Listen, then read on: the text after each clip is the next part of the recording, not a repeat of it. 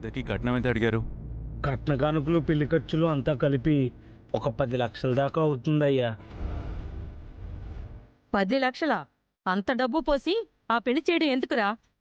ఇది నీకు తగ్గ సంబంధం చూసుకోవచ్చు కదా.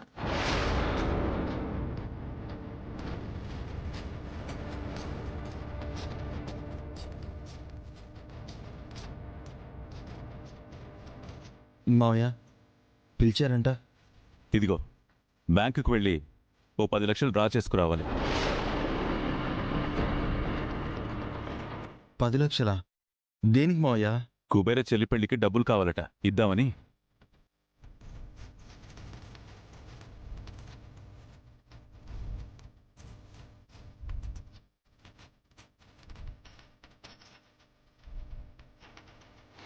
పనోడికి 10 లక్షలు ఇస్తున్నారంటే నేను అడుగుంటే ముందు నాకే ఇచ్చేవారేమో.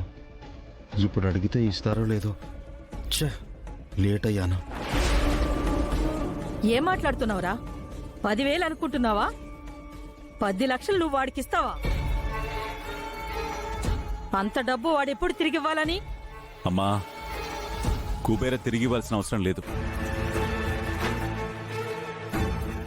అంటే దానం చేస్తున్నావా? అర్జున్, దేనికైనా ఓ పరిమితి ఉంటుందిరా. అమ్మా, వాడు చిన్నప్పటి నుంచి మన ఇంట్లో పనిచేస్తున్నాడు, మనల్ని నమ్ముకుని బతుకుతున్నాడు. మనం కాకపోతే వాడికి ఇంకెవరు సాయం చేస్తారు? అవునత్తయ్యా, చెల్లి పెళ్లి ఆగిపోతే కుబేరుడి మనసు ఎంత బాధపడుతుంది. ప్రేమించిన వాణ్ణి పెళ్లి చేసుకోకపోతే ఆ అమ్మాయి కూడా బాధపడుతుంది. అంటే మనము వీడు ఒకటేనా? బాధ ఎవరికైనా ఒకటే కదమ్మా. మనం పడిన బాధ మరొకరు పడకూడదు.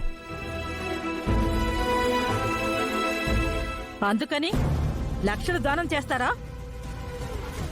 మీ మొగుడు పెళ్ళాలకి అసలు బుద్ధి బుర్ర ఉన్నాయా? అయినా వాడే ఆ సంబంధం కాదనుకుంటున్నప్పుడు మీకేమైంది? అమ్మా, ఇంక ఈ విషయంలో నువ్వేం మాట్లాడకు. కార్తిక్, నువ్వు వెళ్ళి క్యాష్ డ్రా చేసుకుని తీసుకురా. సరే మావయ్య. అయ్యా, మీరు దేవుడయ్యా.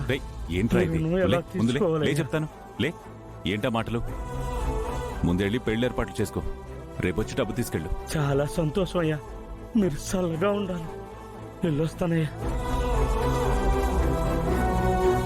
ఇలా దాన ధర్మాలు చేసుకుంటూ పోతే ఇల్లు గుల్లవుతుంది.